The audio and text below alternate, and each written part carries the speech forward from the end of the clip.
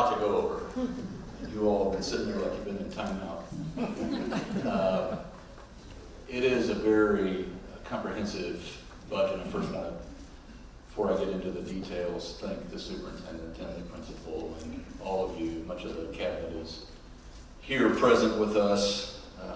Thank you, Suzanne, as always. Good afternoon to everyone that's joining us, whether you're at work or at home, streaming, live, playing through with us. Everything this administration does, and you'll see on the slides as we go through it, is kind of geared toward one focus or one vision or one executing a mission. It's really putting into action what our agenda is all about, and that one thing is making sure that we're providing more pathways for an individual, for the individual Hoosier, for a business, for a community to take it to their next level. That's obviously all centered on our budget. That reflects our state's priorities each and every 2 years when we come together, sometimes in those odd years as well.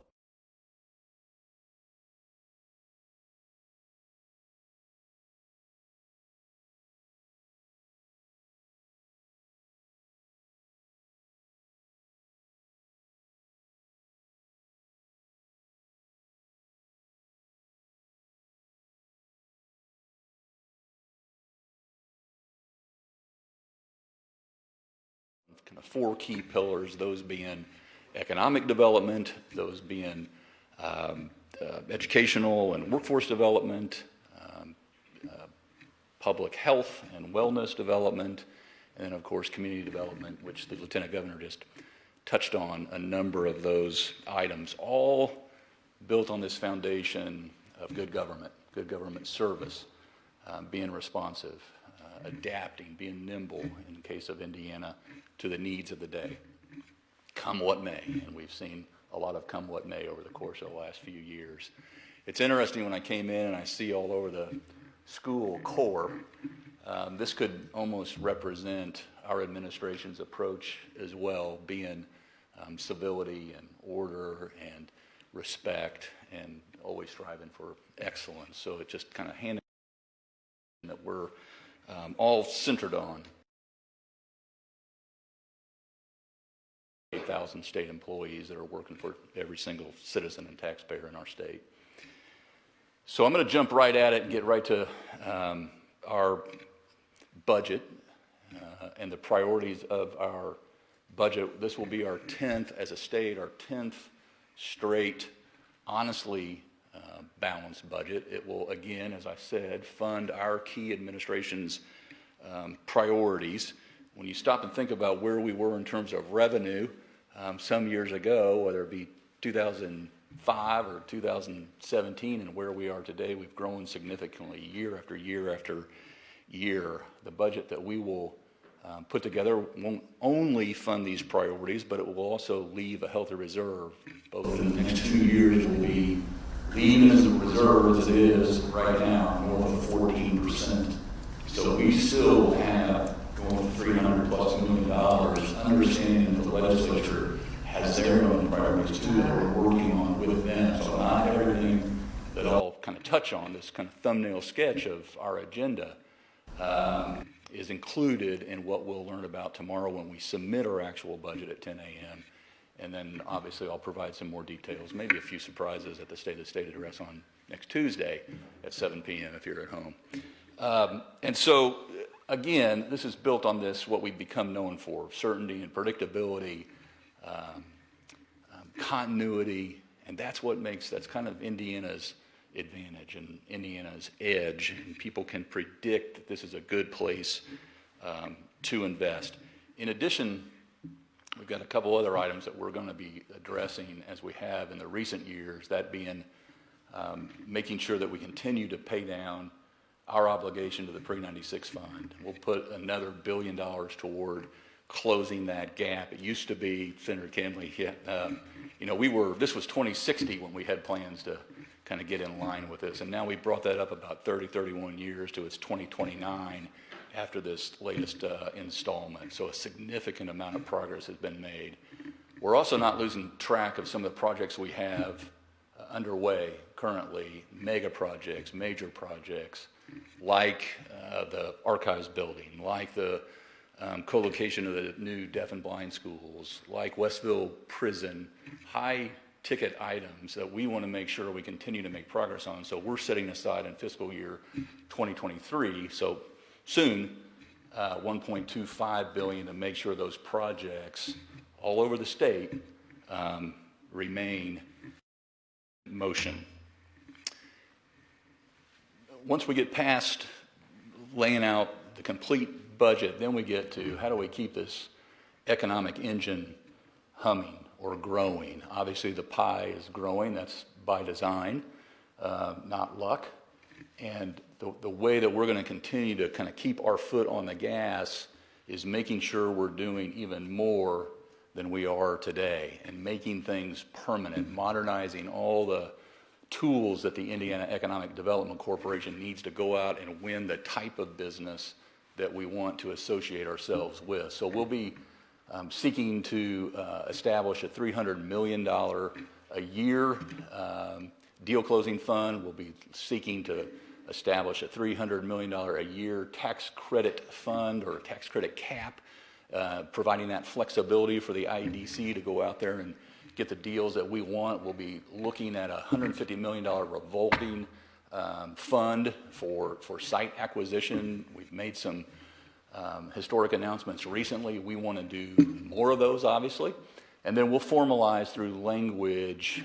This is a good problem to have, but if we go through that funding, we want to go back to the legislature and seek additional appropriations to make sure we keep the momentum going. We're competing against states that are equally nimble, and it's coming down to kind of the same 6 or 7 usual suspects that are elbowing one another out there on the court to get the businesses that we want, these high-wage, high-demand jobs.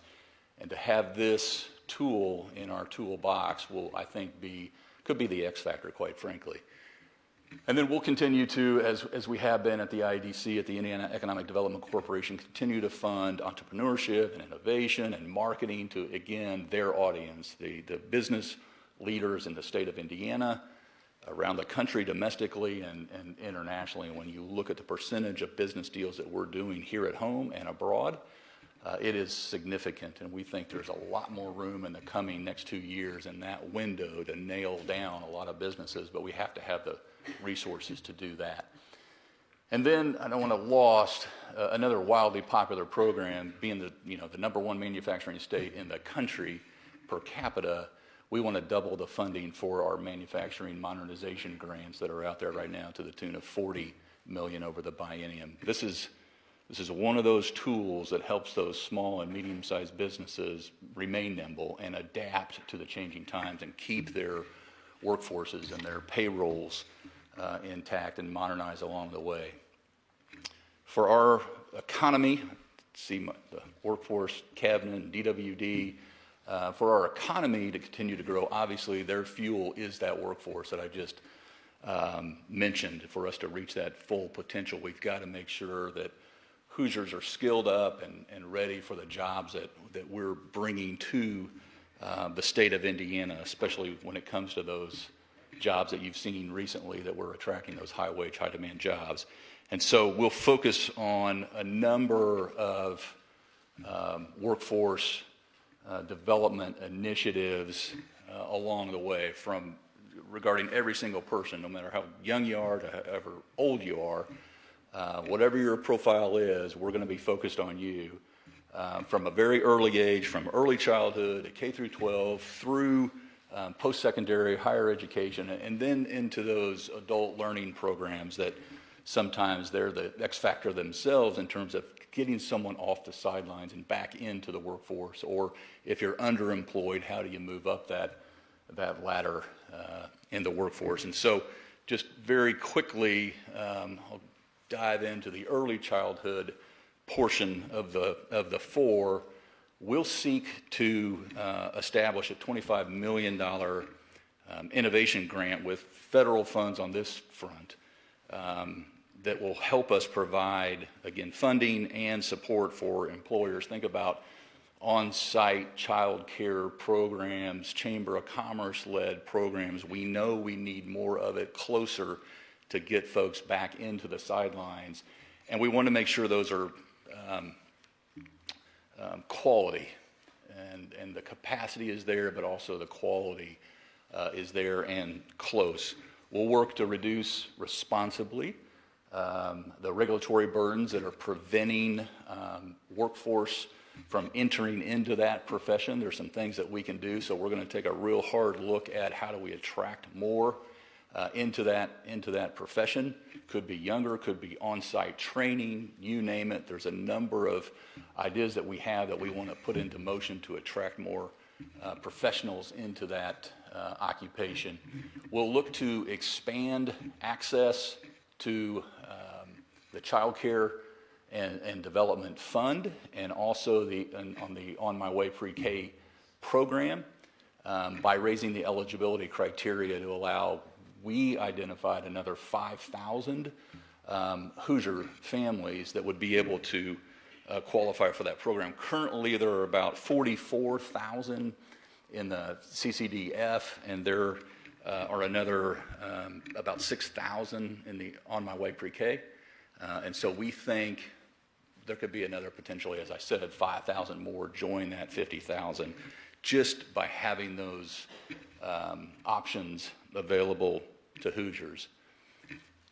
Then we move on up to K through 12. We will be promoting what we've identified as the single biggest dollar amount increase in K through 12, 6% in the first year and 2% in the second year. That equates to right at $1.157 billion in an increase over the biennium.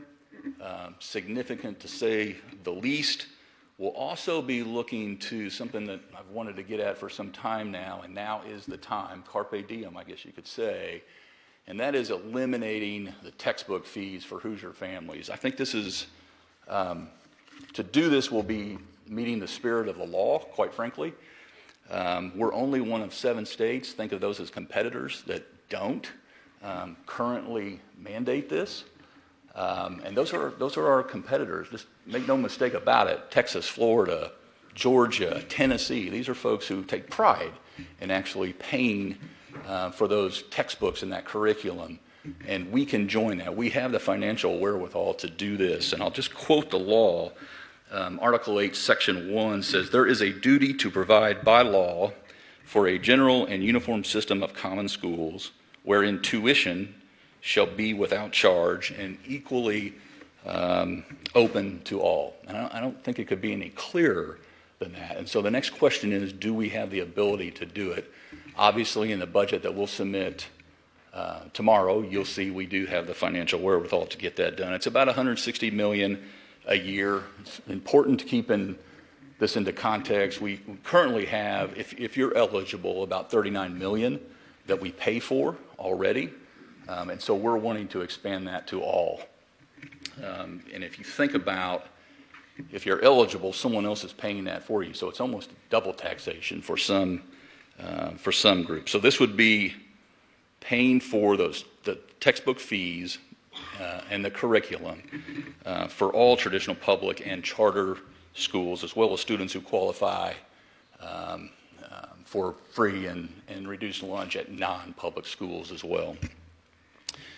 We also are going to continue, this is just, Superintendent, again, thank you, to the perfect location, the perfect backdrop as we continue to kind of lean into some of our, shall I say, literacy deficiencies or the work that we have yet to do. We're at about exactly 81.6% right now at the third grade proficiency level. We want to increase that to 95% by 2027. And to do that, we've got to continue to not just probably double down, but triple down on this front, making sure those kids are reading at that level in the third grade. And so we'll continue to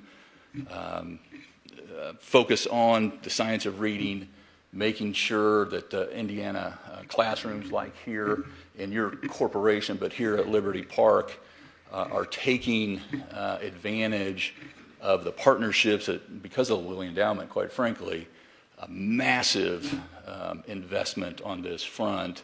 And then we'll go back to the legislature and ask for another $10 million to get another match for the Lilly Endowment, and keep pushing on this at the very earliest of ages. And we'll look for some other creative ways to create a new incentive program to reward schools and teachers who are improving, who are moving that IREAD 3 needle. And then one that is occurring right now, kind of almost in a hodgepodge manner around the state, certainly around the country, we'll seek to launch the Dolly Parton Imagination Library statewide, much more methodically, to provide books to children at home. It has their name on it, they get mailed to their home, just to encourage parents to be reading to kids. I mean, I often talk to teachers who say if a parent would just simply read to their newborn through, age 5 for 20 minutes a day, what a difference it would make once they get to school.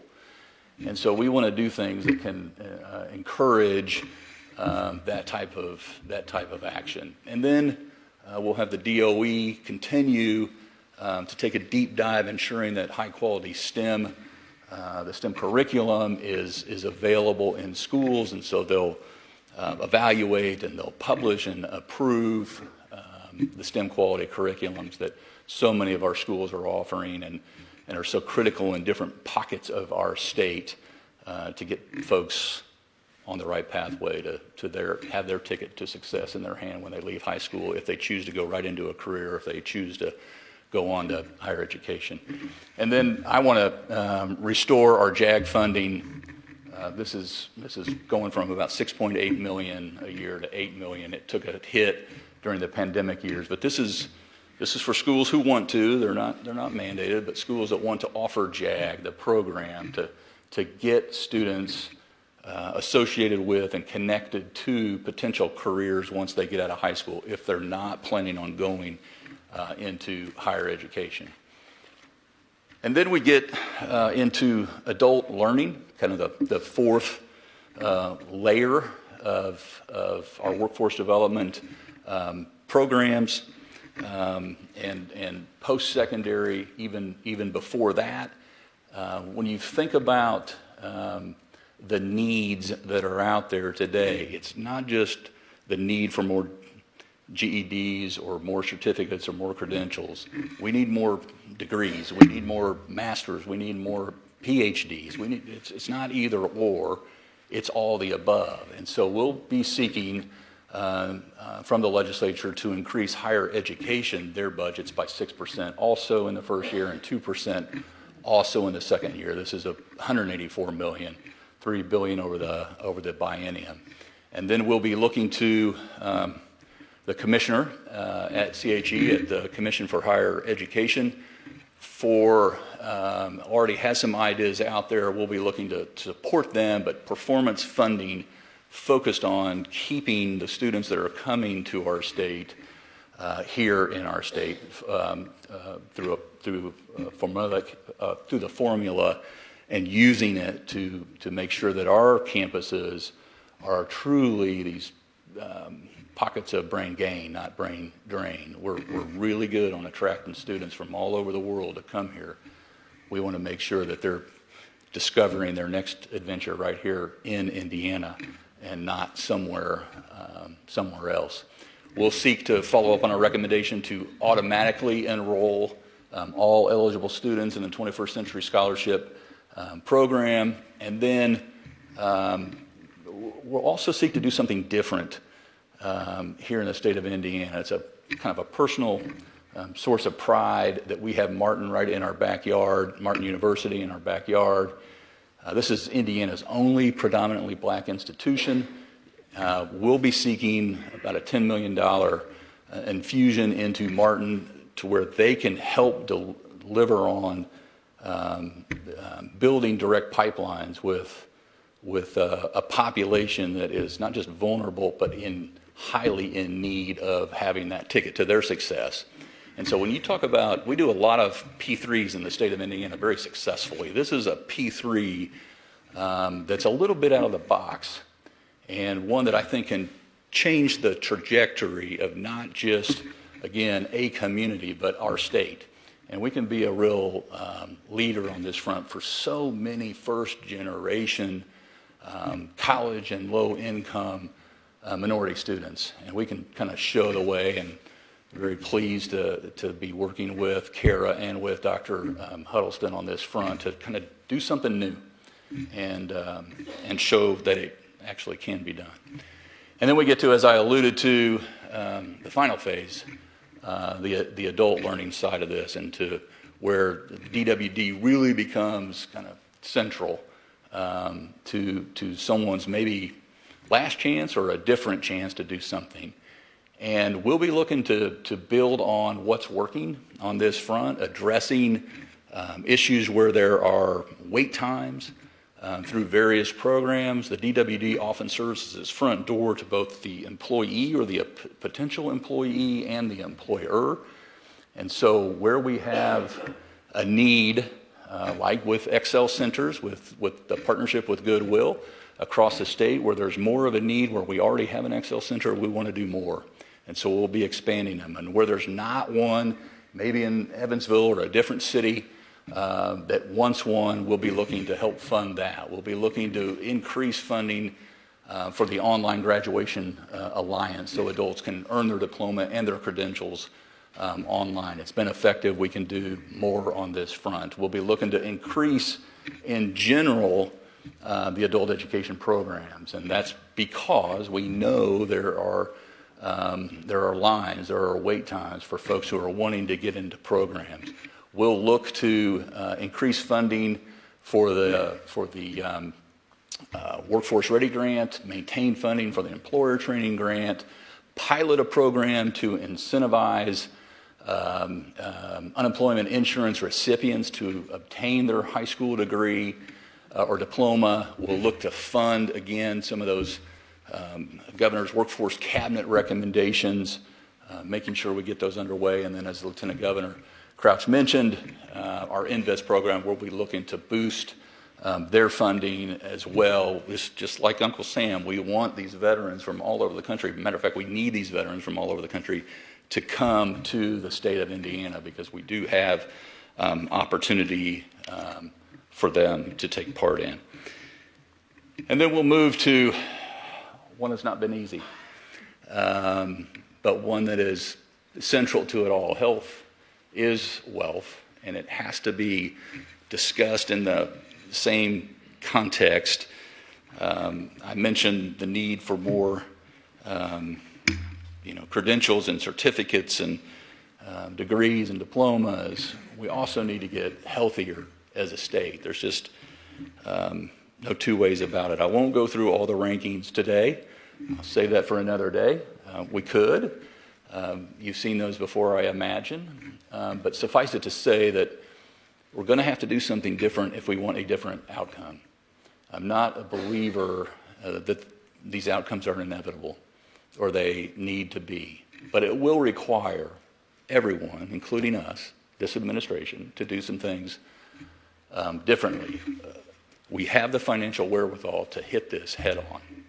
And we've had the Public Health Commission, again, former Senator Luke Kenley with us, Dr. Judy Monroe, Dr. Box, of course, Paul Halverson, Bob Courtney. We've had a mix of county and city do a year-long deep dive and really look at a public health system that's been in place for over a century and approach it like, if we were to build it today, what would we do if we wanted a different outcome? And discovered, obviously, that yes, resources are needed. Yes, more partnership is needed. Yes, sharing of expertise and data is needed, all the above. And I'll cut to the chase. It's going to take dollars to affect that positive change or impact or effect. We think it'll take at least $120 million in the first year and about $227 million in the second year as we build the structure, the new structure, and put it into place and get it underway. It's important to note, as shown on the slide up here, that the first year, 100 million of that 120 goes to the locals, goes to on the street, goes to that side of the partnership. And 200 million in that second year, the 227, is going to the locals. So we're building it from the ground up where the action is occurring in the districts. And we think that this is going to be a way in the planning, in the building of the structure, in the participation, locals having skin in the game too. This is 80-20. This is working in a number of areas across our administration, that we can in fact start improving on our health outcomes. And then something I'm equally passionate about, Dr. Box certainly, Dr. Rosiniak, everyone that's come together in terms of building out our My Healthy Baby program. We're at 82 counties right now. We got 10 to go. Can't get there soon enough, but it will happen in 2023. And then, as the Lieutenant Governor also mentioned, a couple areas here that you alluded to that we can't retreat on either fronts. One being mental health. We'll look to continue to expand 988. We know that folks need not just a place to call or a place to go, but someone to actually be working with them, the right person actually to be working with them. We had since July, about 15,000 plus, so it's gone up since the last couple of weeks, into 988. So we know there's a need there. We're going to have to put some dollars behind beefing that up. We're going to look to expand our local crisis stabilization units. We'll be looking to continue transitioning to the certified community behavioral health clinics in the counties, so folks know there's a place close to get the actual kind of care that they need. And then we'll continue to look at ways and support more funding for our local partners to not just address, but to ultimately reduce veteran suicides. We know that veteran suicides are about twice the rate of the population as a whole, and grants that are given to organizations that are, again, in the community have proven to be successful, and we want to be a leader on that front here in Indiana. The other kind of side of the coin to mental health and depression is something that's closely tied to it is drug addiction. And again, I won't go through all the rankings, but again, we're a target-rich environment for improvement, to say the least. So in 2023, we'll look at launching a new treatment finder program to help people get quicker care, closer care when folks are in their most frantic position in life. We've just seen too much harm, or worse than that, ruin to individuals and families, to not continuing to lean into this and continuing to build out that regional system, very localized, of recovery hubs so that they're getting that care. And of course, like locals, the state will be looking to invest the national opioid settlement dollars to create more community programs like we're seeing crop up, very successful programs in communities like Kokomo, those substance use programs and evidence-based programs in our jails all across the state of Indiana. So again, leaning heavily into mental health and drug addiction programs. And then the last pillar, if you will, of the four is what Lieutenant Governor Crouch mentioned about quality of place and quality of life, and how they're hand in glove, how they go together, how they attract exactly the kind of investments that we want and build the kind of thriving communities that we want. This is by design, and it's very strategic as well. So we'll be seeking another $500 million to the READY program, READY 2.0. This was wildly successful, is wildly successful. That's about $500 million in READY 1.0 that's leveraged about $10 billion over the course of a few years. We think another few years of that type of investment will be critical to the state of Indiana as we see the years unfold. We'll be looking to live up to the charge of being the most trail-friendly state in the country, and looking to put another $50 million into our trail program, so we have at least another 2 rounds over the next 2 years to connect communities. We'll be looking to do another $25 million into our land conservation efforts, partnering with folks like the Nature Conservancy and others.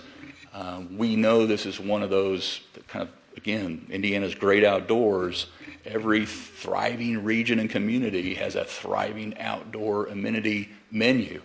And this is one of those ways that we just see the ROI of public and private partnerships coming together to really elevate not just goals, but the work that actually gets done. Then, as mentioned as well, covered a lot, more broadband internet connections. We still have some remaining funding in what the legislature appropriated before, so we'll have another round this year, and then we'll prepare. It's important that we have a very successful program in place, because we're preparing for another, every state will get about $100 million exact, dollars for broadband internet connections later this year, and then more potentially after that, grants that we'll be applying for. We'll be looking to, as airlines come back online and to decide their routes, to secure more regional, more domestic, and international direct nonstop flights, key to a state like Indiana that fancies ourselves as being the crossroads of America, but also to be the cross airways of America. We'll be looking to support Gary, Indiana, but Gary Airport's cargo development projects. And then we'll be looking to double the state funding for food banks to supplement the local needs there. We know they've increased over the last few years, and we want to make sure that we're helping as a partner, a good partner, to meet those needs. And then I should say, finally, for any thriving, prosperous community, they need to be safe. And so we'll be committing major funding on a number of safety fronts. Number one, we'll be looking to increase the school safety fund from the current $19 million a year to $25 million a year. We know the need is there. We'll be looking to increase Indiana State starting pay from the current $53,690 to a minimum of $70,000 starting. We'll be looking to, so good to see the professional and volunteer firefighters sitting by one another, but we'll be looking to implement regional firefighter training assistance, getting to that, developing the hub and spoke approach and infrastructure that's in place right now, but enhancing that. We've got about 14 training sites around the state of Indiana. We think there's a need for another 16, and working closely with our firefighting friends and investing in mobile equipment to address some of those gaps as well, and then providing critical and crucial PPE for our volunteer firefighters as well. And then we'll be looking to also, it'll be reflected in our budget, what we support, but the funding for our courts. Talk about order, law and order. It has a start and has hopefully a finish that is fair. And so we'll be looking to support the Chief Justice's requests to make sure that they too are able to upgrade in terms of data and technology advancements that have occurred and affected the courts all across the state of Indiana, and expand their key problem-solving courts that are so successful across the state. I will say, just to recap, that's a lot. I don't know how long I went on and on and on, but there's a lot more that'll be reflected in the budget tomorrow, but it all rests on that good government foundation that I mentioned at the very outset, making sure not just the cabinet reflected here, but thousands of other people that wake up every single day, public servants, completely devoted to providing efficient and effective government to every citizen in the state of Indiana. So we want to make sure they have the resources and ability to provide exactly that kind of service. So we're addressing in an unprecedented way some big and bold, strategic, use whatever word you want to use, but areas that are going to take our state truly to I believe, the next level in terms of public safety, in terms of public health, in terms of public education, in terms of community development, in terms of infrastructure connections and strengthening our local partnerships and the bonds because of the programs and work that we're doing together, assisting so many folks who are maybe on the sidelines today to get into the workforce, and not just in, but then up, grabbing the next rung up, and we're there to help kind of reach them as they reach out to us. And then enabling, of course, through all this, more dollars into regions, into districts, onto the street where the need is actually being met. And that all in turn helps this economic pie. When you go from back in 2017, a revenue of about $15 billion to what we project out of about $22 billion, this is because the pie is growing and it's working. And then this is the time of the year where we get together on Monday and we start to really in earnest discuss what these priorities are.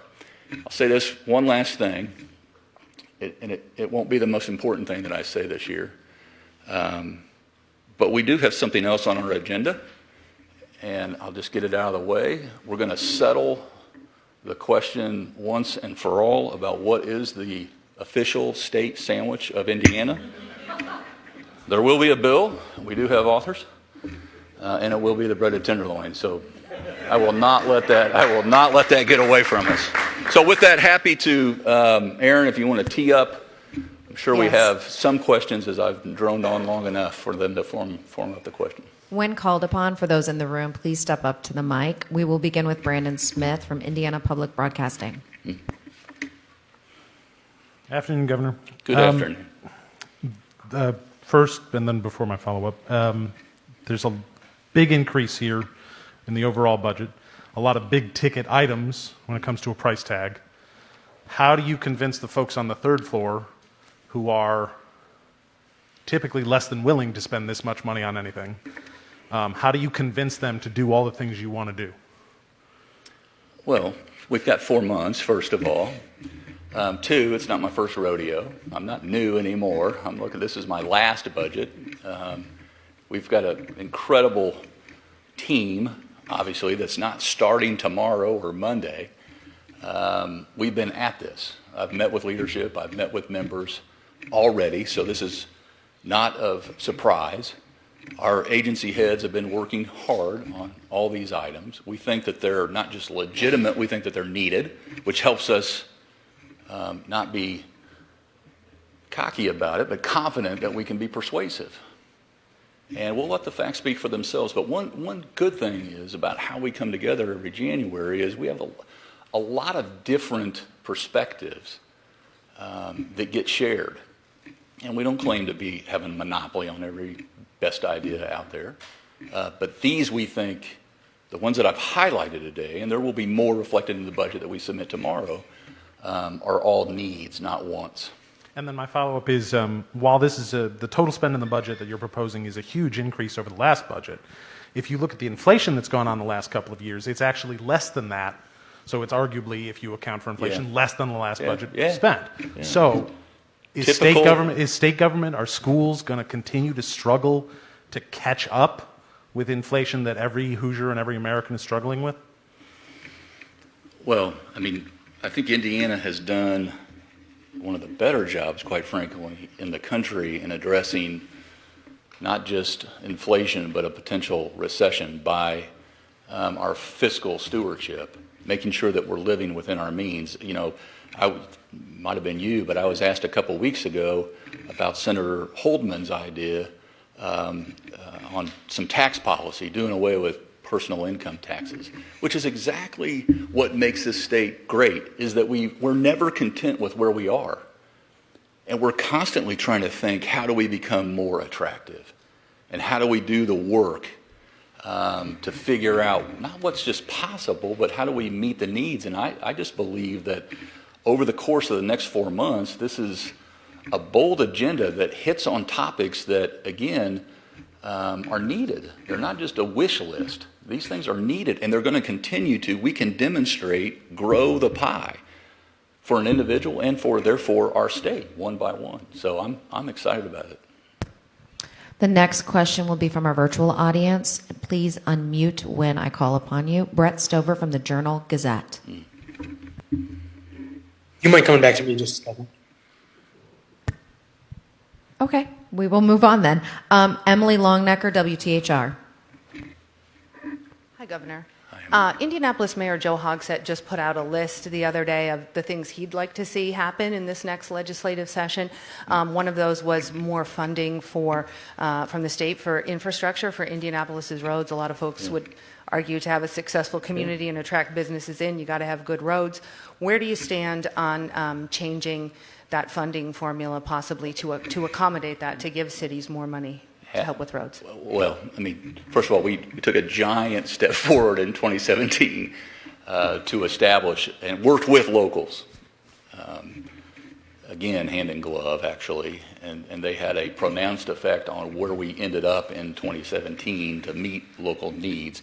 But happy to sit down with the mayor of Indianapolis or any other city or town in how we address infrastructure needs. One thing I can say is we've come a long way in terms of maintaining and building our state infrastructure, and that rests on kind of that final mile into the factory floor bay, if you will, in every local community. And so, of course, it's a budget session, and it will be nothing different, whether it's the mayor of Indianapolis or New Haven. We'll try virtual again. Abdul, if you could unmute your microphone. Good afternoon, Governor. Happy New Year to you and your staff. Quick question. Obviously, you got an extensive agenda, a bold agenda. How do you stop it from being derailed, sidetracked by those issues that tend to pop up during session, whether it's cultural issues, social values, CRT, abortion? How do you keep your fellow Republicans focused on the big picture? Well, first of all, I mean, you ask that question every 2 years or every year. I let our agenda speak for itself. We'll be focused on this agenda. Of course, I understand others have other passions. They ran on them, which is being transparent. And we're elected. And so, of course, I'm not a blockhead about this, where I think that just no one has their own opinion about why they're there and why they are serving. And we'll continue to focus on our agenda, and we'll weigh in when appropriate on issues. I haven't seen any of these bills that you're referring to, so I certainly won't get involved on hypotheticals right now, but we'll cross those bridges when we need to. Any minute that I'm spending on a hypothetical that may or may not happen is a minute I'm not spending on what we just went over. And that's why I turn my cards face up with citizens and the legislature and 6.8 million Hoosiers who are willing to listen. And that's the practice that we'll continue with. The next question is from Peter Blanchard, IBJ. Good afternoon, Governor. Good afternoon. Could you explain the $300 million annual increase you want to put into the tax credit cap for the IEDC? Yeah. Oftentimes, we're looking to secure not just one, but maybe many different deals. And obviously our tax policy and capping those and having the flexibility to do those for a 1 or a 2 or a 3 deal package is important. And so having that flexibility to attribute those caps, that tax policy, is just yet another tool that we use to compete with other states that are doing the same. That $300 million increase, what was the original number you're increasing it from? Do you know? Yeah, Chris, do you remember the previous?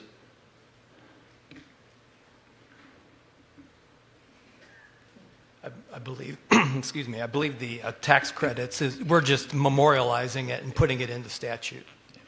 So just making it permanent. I see. And a quick follow-up, the $150 revolving loan fund for site acquisition, is that mainly intended for the LEAP district in Boone County, or are there other areas of the state you're looking at? No, it's not mainly intended for any one. It's mainly intended for more. And again, we'll be working with partners. This isn't the state going in and taking, there's nothing eminent domain about this. This is others stepping forward that say, wait a second, we have an ideal location for such a venture. And we're looking for a partner with the state. And oftentimes the state can go in and play this role, working every step of the way with the local community. And so this, that fund, that revolving fund, will be key in realizing the benefit of that approach. Thank you. Next is in our virtual audience, Alexandra Appleton from Chalkbeat, Indiana.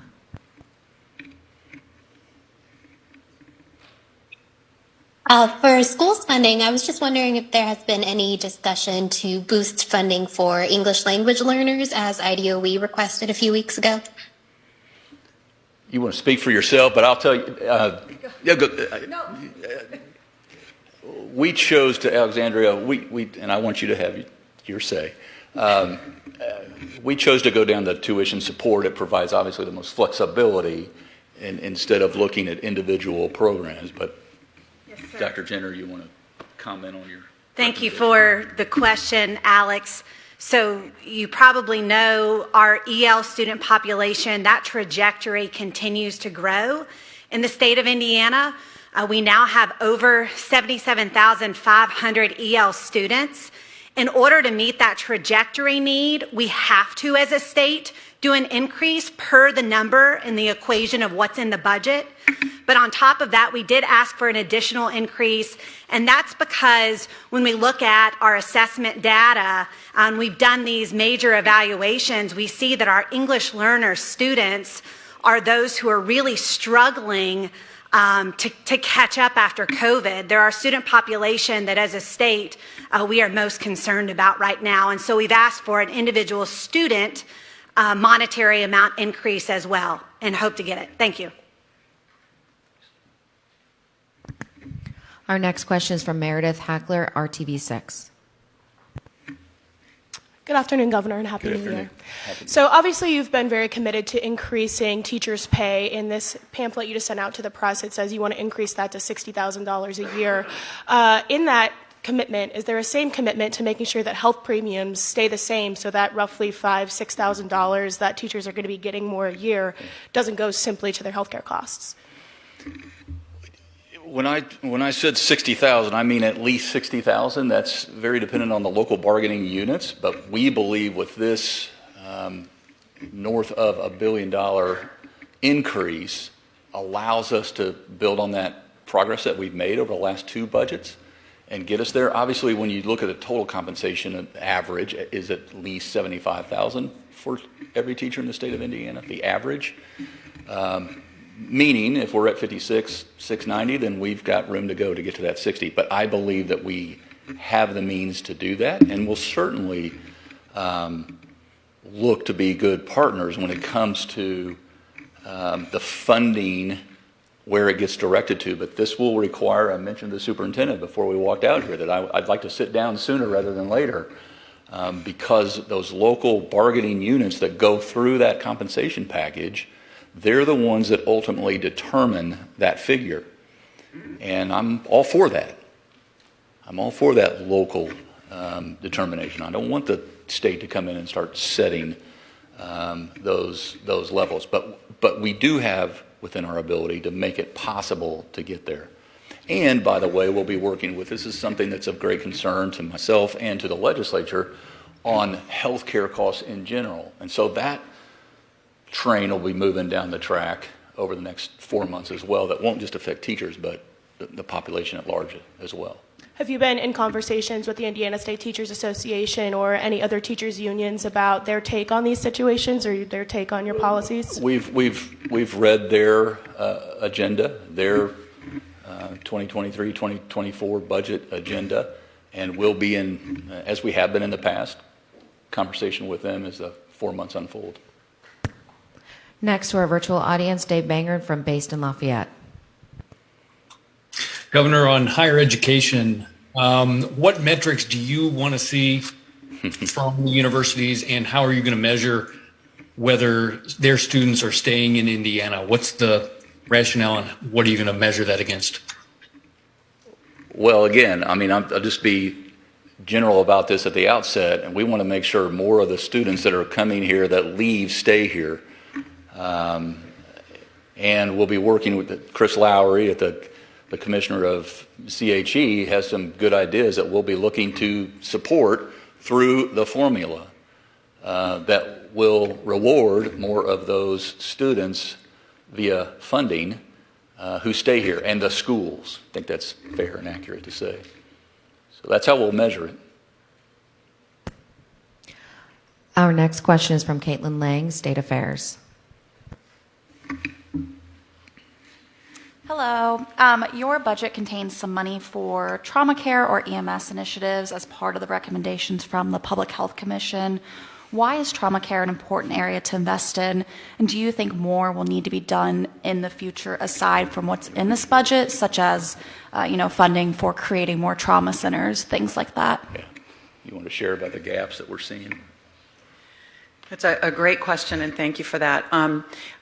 Trauma is the number one cause of death for Hoosiers ages 1 through 44, and a lot of people don't realize that.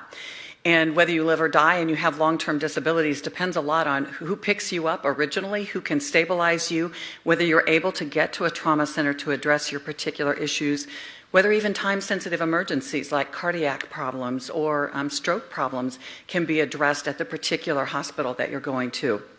And we saw definite gaps during the pandemic with the ability to be able to pick people up by EMS and get them to higher levels of care, have interfacility transfer that needed to occur.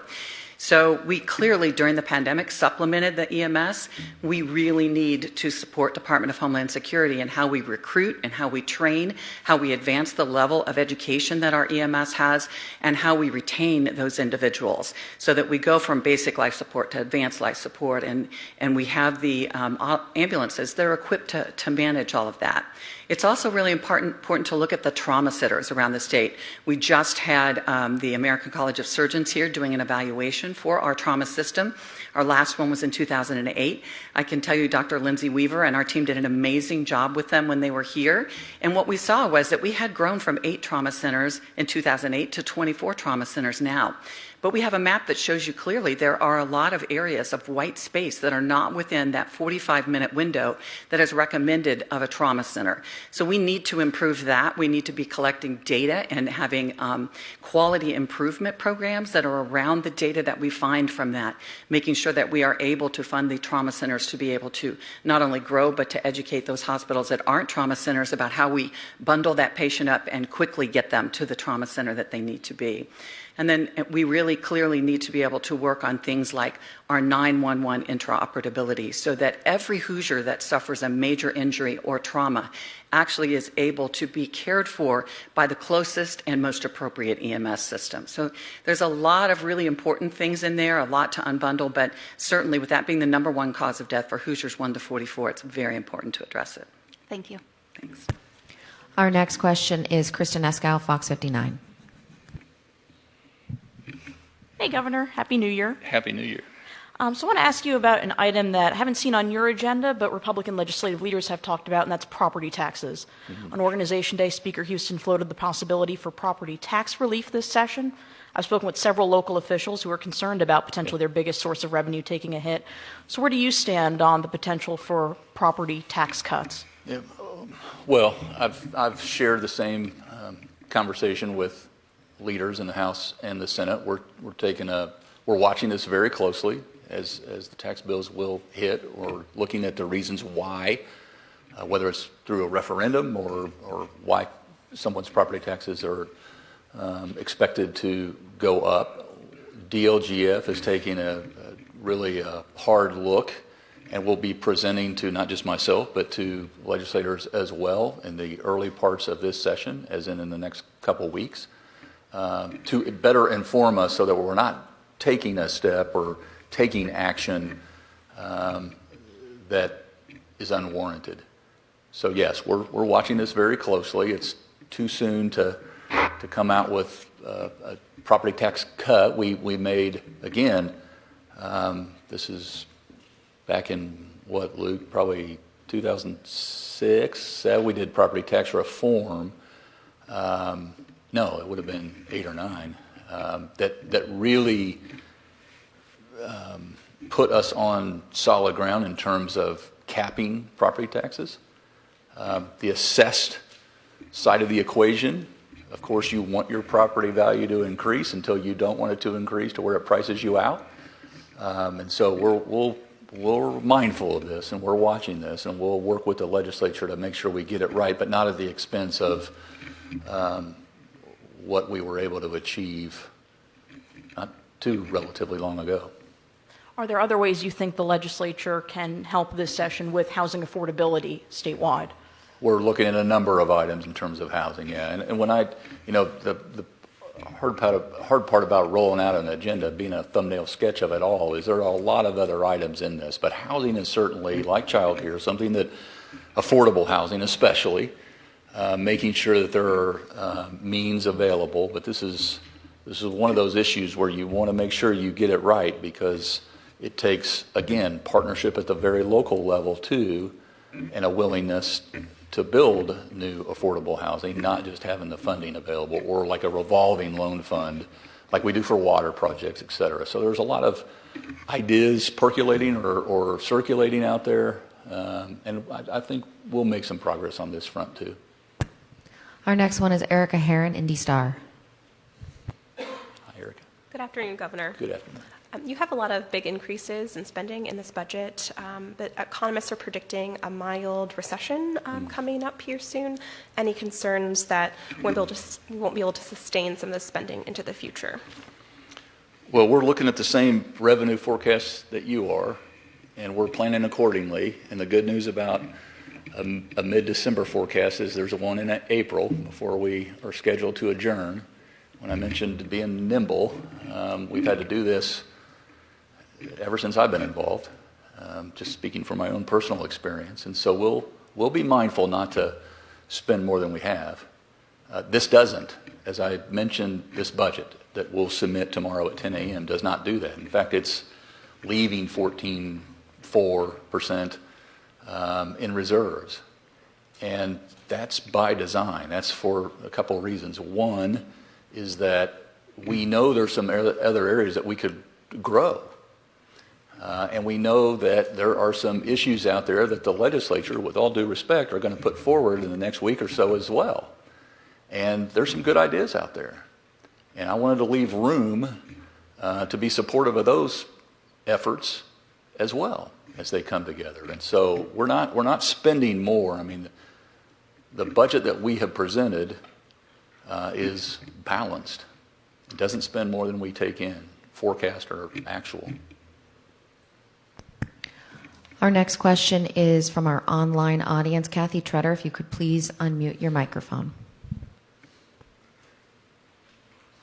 Good afternoon. Good afternoon, Kathy. How goes Santa Claus, the town? Santa Claus goes fine. Ferdinand goes fine. We're all pretty good in southern Indiana right now. There you go. I was going back. One of my questions was asked earlier, but I wanted to ask about, let me find my note, about it's school funding, but so you want to expand eligibility for 21st Century Scholarship Program, et cetera, et cetera, et cetera. But how do we get to that pre-K, to that group, to helping cover so that parents can frankly go back to work if they need to? I mean, is federal funding going to be part of that 25 million? That's what I know. So I tell you what, Kathy, I'm looking at my colleagues, the chair of ELAC who's here, Maureen Weber, as well as Dr. Dan from FSSA, who really leads this effort for our state. You heard a couple of things. One is the governor announced about $25 million that will be invested specifically for on-site childcare in businesses. And when I say childcare, on-site early learning, supporting students, getting them ready for kindergarten.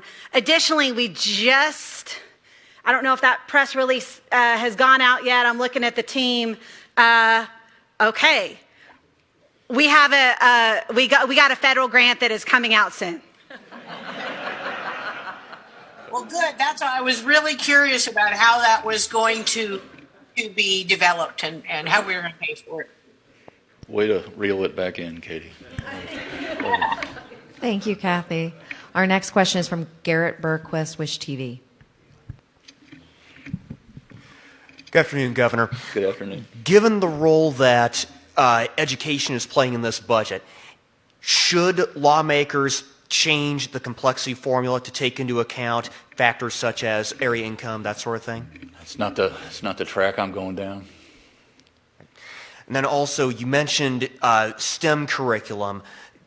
What sort of overlap does what you're looking for in that area have with some of the things that Speaker Houston and company have talked about regarding high school curriculum? What sort of discussions have you had there? Considerable. There is. I can confirm. We're in line. We're of one mind in terms of making sure that there are quality programs in place, inventoried, and in place and funded so that students can, again, not to be a skipping record, but have their ticket to success, which often is tethered to this new economy, the digital economy. Those STEM subjects are critically important to have in place across the state of Indiana. We just want to make sure they're quality and that they lead to something of significance. Our next question is from Casey Smith, Indiana Capitol Chronicle.